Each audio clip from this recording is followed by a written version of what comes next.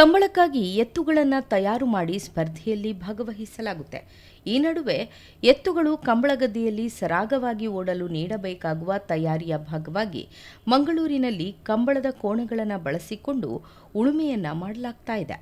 ಇತ್ತೀಚಿನ ದಿನಗಳಲ್ಲಿ ಕೃಷಿ ಮತ್ತು ಜಾನಪದ ಕ್ರೀಡೆಗಳಿಂದ ಯುವಜನತೆ ದೂರ ಉಳಿಯುತ್ತಿದ್ದಾರೆ ಎಂಬ ಅಪವಾದದ ನಡುವೆಯೂ ಇಲ್ಲಿನ ಯುವಕನೊಬ್ಬ ಕಂಬಳ ಮತ್ತು ಕೃಷಿಯ ಮೇಲಿನ ಆಸಕ್ತಿಯಿಂದ ಖಾಸಗಿ ಕಂಪನಿಯೊಂದರಲ್ಲಿ ಕಾರ್ಯನಿರ್ವಹಿಸುವುದರ ಜೊತೆಗೆ ಬಿಡುವಿನ ವೇಳೆಯಲ್ಲಿ ಕಂಬಳ ಕೋಣಗಳ ಆರೈಕೆ ಮತ್ತು ಕೃಷಿ ಚಟುವಟಿಕೆಗಳಲ್ಲಿ ತನ್ನನ್ನು ತಾನು ತೊಡಗಿಸಿಕೊಂಡಿದ್ದಾನೆ.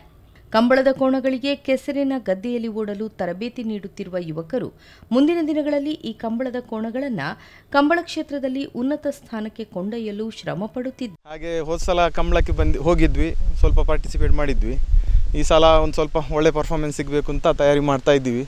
ಅದರ ಜೊತೆಗೆ ಕೃಷಿ ಕೆಲಸನೂ ಆಗ್ತಾ ಇದ್ರೆ ಉಳುಮೆ ಎಲ್ಲ ಮಾಡ್ತಾ ಇದ್ದೀವಿ.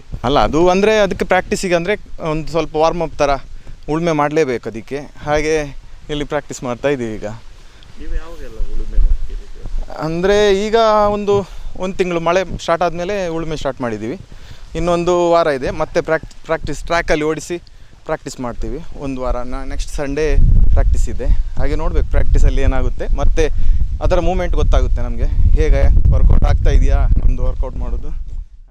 ಇವರು ಲಾಸ್ಟ್ ಅಂದರೆ ಗುರುಪುರದಲ್ಲಿ 13.8 ಸೆಕೆಂಡಲ್ಲೆಲ್ಲ ಓಡಿದೆ. ಕಂಬಳದ ಕೋಣ ಉಳುಮೆ ಮಾಡ್ಬೋದು, ಬಟ್ ಏನು ಗೊತ್ತಾ, ಜಾಸ್ತಿ ಅದನ್ನೇ ಉಳುಮೆ ಮಾಡೋಕ್ಕಾಗಲ್ಲ, ಅದರದ್ದು ಕಾಲು ಸವಿತದೆ. ಅದರಿಂದ ಅದನ್ನು ಟ್ರೈನಿಂಗ್ ಕೊಡ್ಬೋದು.